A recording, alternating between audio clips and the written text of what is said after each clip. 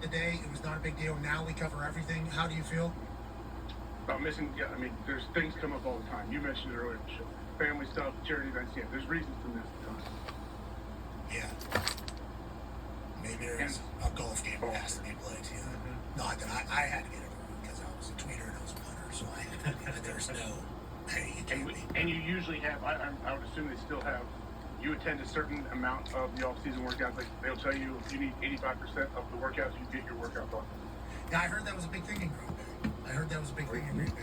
A lot of the cities that aren't destination cities have the off-season workout bonuses in place because, like, in LA, Herbert probably lives out there. You know, Dallas, a lot of guys live. Free money though. It's great though. It's free money in your contract. You don't you can put as much as you want there because all I have to do is show up, which I'm going to do anyway. Yeah, it's your job. That's kind of what fans think now. Whenever guys miss OTAs, are like, it's your job. You're getting paid. So you can't show up for 6 days here in the middle of May to do your job.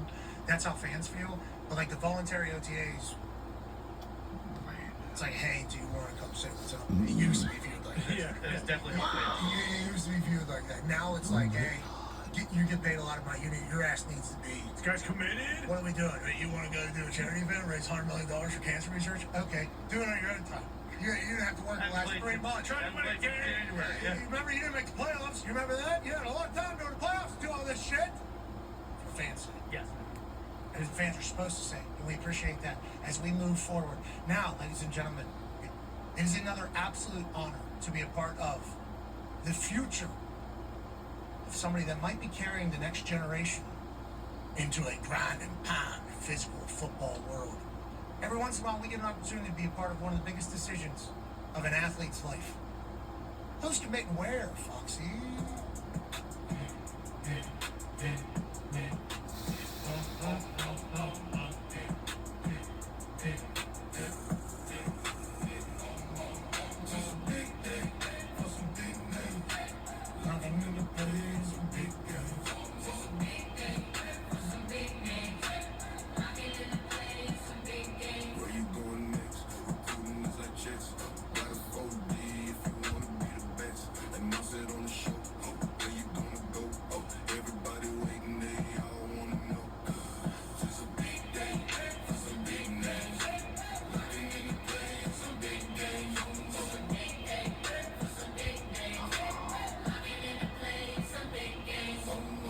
Okay, ladies and gentlemen, we're about to add to that highlight reel with a big man. Big man. Huge. Hey, giant of a man who is wildly athletic. Out of Grayson, Georgia. He's a Grayson High School Ram, and he's about to ram his ass through some college football conference, making his collegiate football decision here today.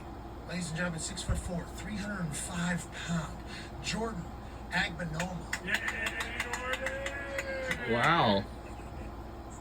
mcafee, how you doing? Mr. Agbanoma, how are you doing, brother? How's life? I'm good. How are you? Good. How is your 6'4", 305? Okay, so we have Jordan Agbanoma. We'll be announcing his college commitment today on the Pat McAfee show today. That's him all the way over And there. he goes to Grayson High School. You're playing tackle in a couple of these. They're projecting you to be an interior offensive lineman. When did you grow into the offensive line body? Have you always been a massive body mover? How'd you find your way into this particular field, Jordan? I've always been big. Also I was playing basketball back in the old days. Was playing basketball. My coach, I used to foul out every single time. And I was this big guy on the field, so my basketball coach talked to my dad, get me into football, and I've been playing football ever since. How's the recruiting process? Having basketball feet while also having the power and the mindset to want to punish people makes up a perfect offensive lineman. How has the recruiting process been for you over the last couple of years, especially now with the NIL component and everything else that could potentially muddy the waters a bit? It's been good. I started in January of my sophomore year. It's been turned up since then, so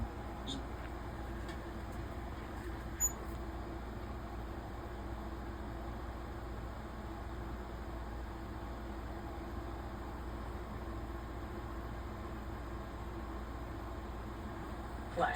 You gotta ask him about that. All right, but of course we have to start.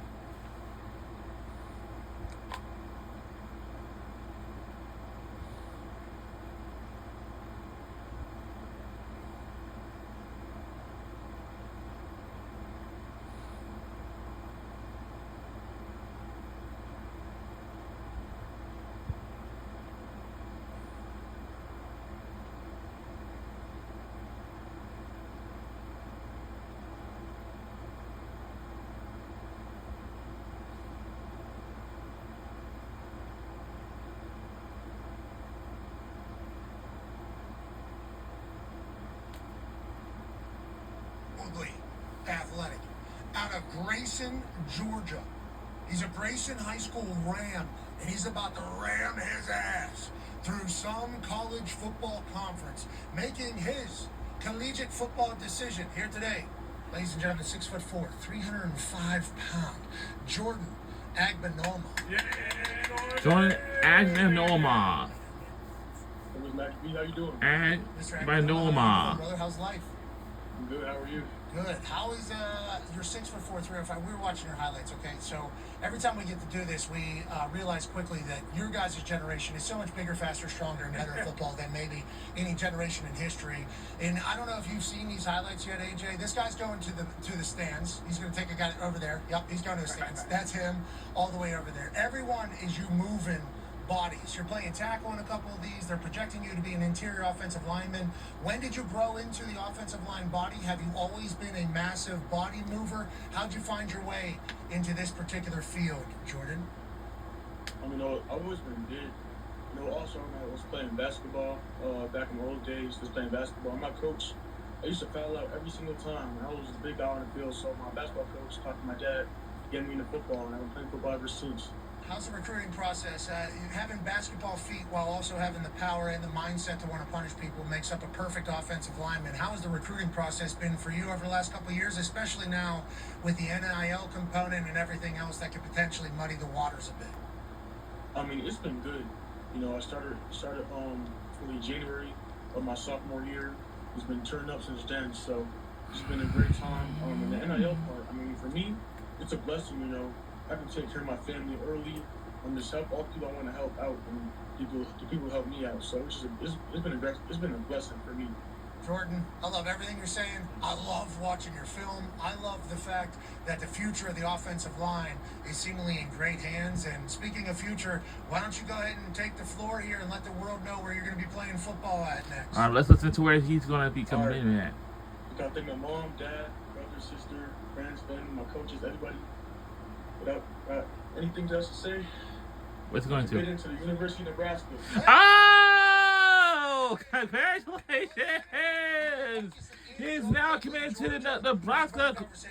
Oh, no, it's good to the University of Nebraska. There's a lot of schools, obviously, that wanted the 6'4", 305 basketball feet having powerhouse offensive lineman, top 5 in the country in all rankings. Why Nebraska? Jordan, congrats to you.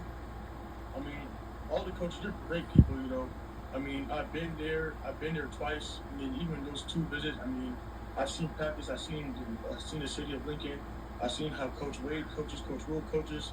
This is a great place. This is a great place for me to come in early, and start early and play as a freshman and build my own legacy there. Okay, so we're excited to see you get in there. How do you feel about entering Big Ten football? It's going to get cold, Jordan. Hey, it's going to get cold out here.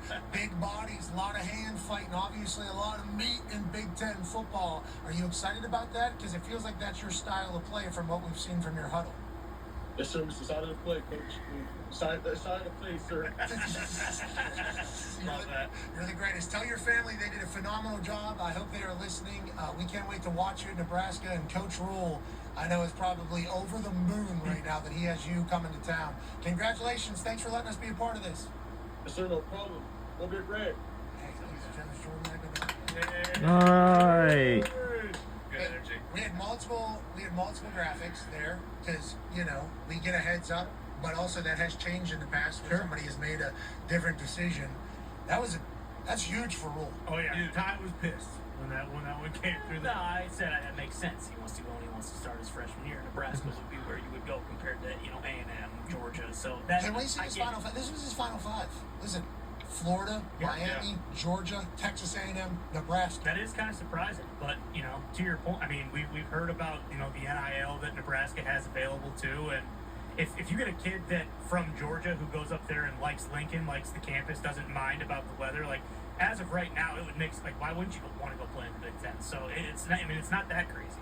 Congratulations, Jordan. Congratulations to Nebraska. 6'4", 305. Put together well. That'll work. Yeah. And he, Moves well. He's real great. Imagine being a high school kid. You're like a 240-pound free technique, and this guy's just blasting you all game long. you got to watch film all week knowing what's coming. And then you get there, math he's even larger than he had math tests on Friday morning. Friday. Oh man, what I got tonight, Agbanoma. Oh, good for him. We're lucky to be a part of these stories. Yeah, they're awesome. We really appreciate doing it. And, you know, immediately upon it happening, there'll be a bunch of people saying, how many more schools are you going to go to? You were part of his first announcement. He might change before he even gets on campus. It's like, I do believe that is currently an option for these guys. So we don't do transfer Well, commitment. that's not our thing. No. Okay? We're very happy, and congratulations to Matt Rule in Nebraska. Congratulations to AJ as well. We chatted about this a little bit on the show, and then we did a little follow-up. This guy's a beekeeper. That's right. Big time. This guy's an actual beekeeper. Very early on. I don't want to act like I know what's going on. Yeah, this is an interesting thing that you bring these bees into conversation for us, and then do you see they're at the White House now? That there's is there a little big bee? Huge, yeah. I'm working for Big B, yeah. It doesn't feel like maybe you were targeted and preyed upon, because now that the bees are becoming conversation, you have fallen in love with the bees. We talked to AJ. He baited in this feral swarm of bees, these wild bees that have been living out there on their